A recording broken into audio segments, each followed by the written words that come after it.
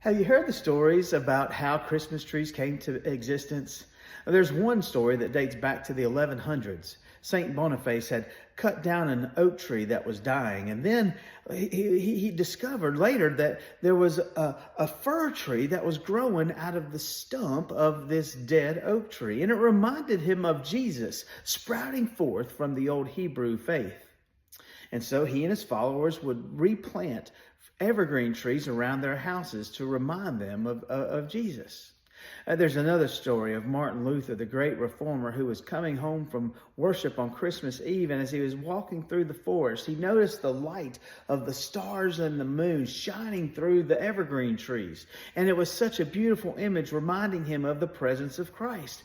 And so he cut down a fir tree and he put it in his house and put candles on it to remind him of that presence. Either way, both stories remind us of a very important truth.